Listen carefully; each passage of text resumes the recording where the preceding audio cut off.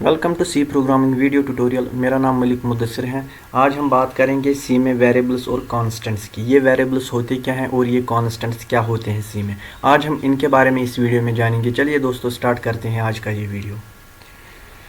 जब हम अपना प्रोग्राम बनाते हैं तो प्रोग्राम में वैल्यूज़ को एंटर कराने के लिए हम अलग अलग डेटा टाइप्स का यूज़ करते हैं। उन वैल्यूज़ को हैंडल करने के लिए हम वेरिएबल्स और कांस्टेंट्स बनाते हैं। मतलब जो वेरिएबल्स हम बनाते हैं जिनके अंदर वैल्यूज स्टोर होते हैं। वेरिएबल्स सिर्फ पर्टिकुलर डेटा का नाम होता है। फॉर एग्जांपल जिस तरीके से मैंने यहाँ पे एक एग्जांपल ली है इंट ए। यहाँ पर इंट एक डेटा टाइप है और ए उस डेटा का नाम है जो उसके अंदर स्टोर होगा।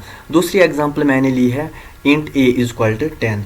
सपोज हमने int A is equal to 10 लिखा है यहाँ पे। इसका मतलब इंट यहाँ पे डेटा का टाइप है और ए उस वैल्यू का नाम है और 10 यहाँ पे हमने वैल्यू लिया है उस ए के लिए।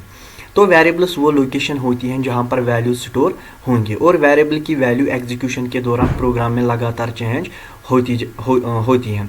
इसका मतलब प्रोग्राम के स्टार्टिंग में इसका वैल्यू और हो सकता है और बीच में इसका वैल्यू कुछ और हो सकता है और एंड में भी इसका वैल्यू कुछ और हो सकता है। ये डिपेंड करता है कि कंडीशन किस तरीके से है प्रोग्राम में, उसी तरीके से इसका वैल्यू भी चेंज होता जाएगा। वाइल एज कांस्टेंट का वैल्यू प्रोग्राम के एग्जीक्यूशन के दौरान चेंज नहीं हो सकता बल्कि वो हमेशा कांस्टेंट रहता है प्रोग्राम में। तो वेरिएबल्स को हम सिंपली प्रोग्राम में वैल्यू स्टोर करने के लिए यूज़ करते हैं। उसके बाद हम कांस्टेंट्स देखेंगे। जिस तरीके से मैंने अभी आपको बोला कि कांस्टेंट्स प्रोग्राम के एग्जीक्यूशन के दौरान चेंज नहीं होता है बल्कि इसकी वैल्यू हमेशा प्रोग्राम में कांस्टेंट रहता है।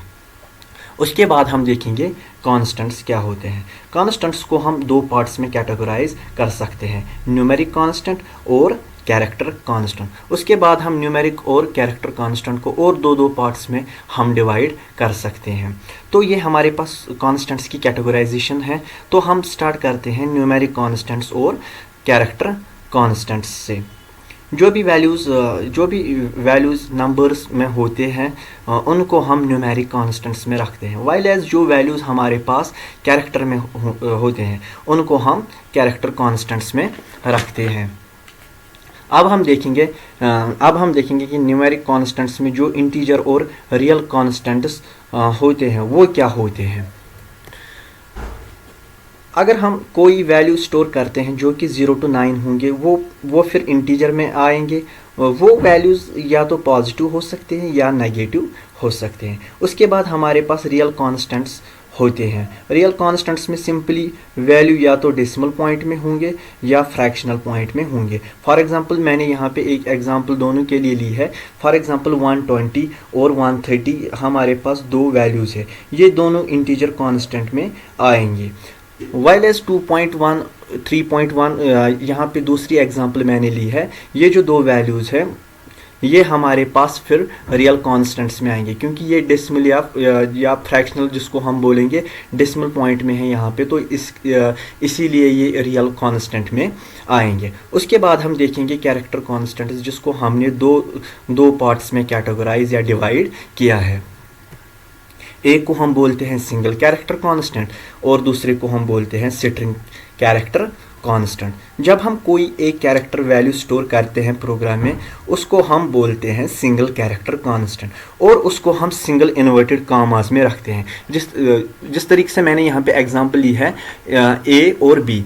ए को मैंने सिंगल इन्वर्टेड कामास में रखा है और बी मेरे पास दूसरा एक कैरेक्टर है जिसको मैंने सिंगल इन्वर्टेड कामास में रखा है। इसी को हम बोलेंगे सिंगल कैरेक्टर कांस्टेंट। उसके बाद है string character constant. String constants वो वैल्यूज़ होते हैं जिनमें ग्रुप ऑफ कैरेक्टर्स होते हैं, उसको हम स्ट्रिंग कैरेक्टर कांस्टेंट्स बोलते हैं और हम उनको डबल इन्वर्टेड कामास में रखते हैं।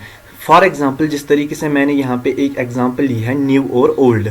न्यू को मैंने डबल इन्वर्टेड कामास में रखा और मुझे यहाँ पे मल्टीपल कैरेक्टर्स जो मैंने यहाँ पे लिए हैं वो मैंने डबल इन्वर्टेड कामास में रखे हैं। Thank you.